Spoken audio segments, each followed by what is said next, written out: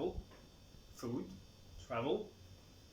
What is going on? So, everyone, welcome and good day for you. My name is again Mishka today, and it's another video from 0 to 1, from 0 to 1. Today, I'm gonna talk about travel and food. Like, like really, travel and food.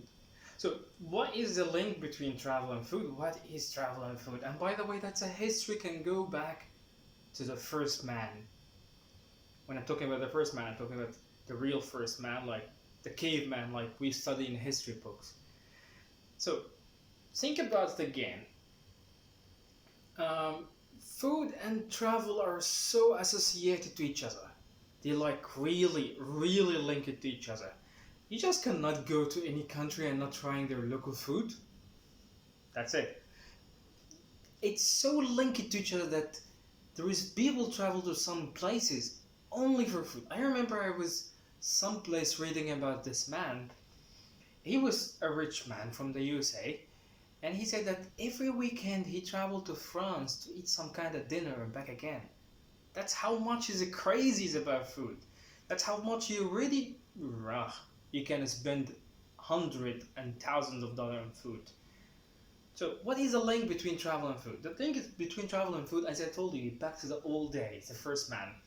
When the first man, the caveman as we know, he used to travel from place to place looking for food, and he only ate what dropped from the trees and picking up. That used to be picking food.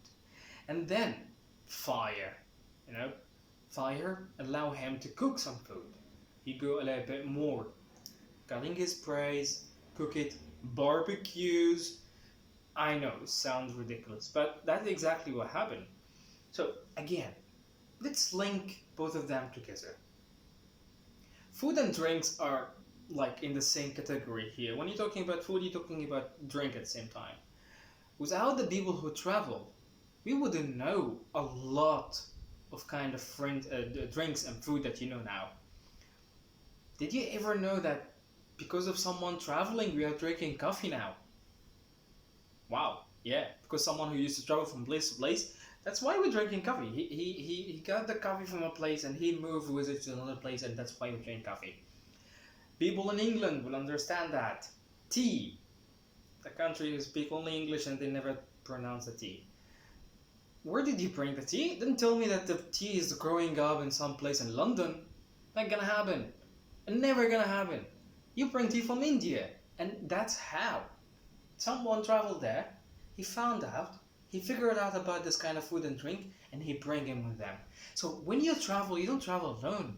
You travel with your culture, you travel with the language, you travel with your food. You might find some people who they lose their accent, they lose their language, but they're not gonna never forget about their food. Stomach is always what moves you. I don't remember. If you remember, tell me. Tell me what you eat, I tell you who you are. That's it. If you tell me what you eat, I will tell you who are you and what you're doing in your life. So the diet is really linked to geographic places and culture and customs and people. That's exactly what happened. When you travel to these places, you gain this kind of knowledge. And when you go back home, you bring it with you. So food travel is the same story. Exactly the same story. Did you ever know that the people in USA or Canada gonna know about pizza and pasta without someone from Italy travel there? Do you ever gonna know about Greek salad that's without someone going to Greece and eat it and then telling you about it? So, and one more thing, really important. Food travel faster than a human. That's a true. Food travel faster than a human. Someone from China talk to someone in Canada, tell them about kind of food. I'm talking about this ages, this time that we are now. You take a picture, send it to him, voila. The time that you're gonna go to China and you try the food by yourself and go back again to Canada, it's already there. Someone opened a restaurant, you lose. So you see, food always been traveling faster than a human. And once you discover something and you find that it's really interesting and it's spicy and it's delicious and it's really moving your emotion inside.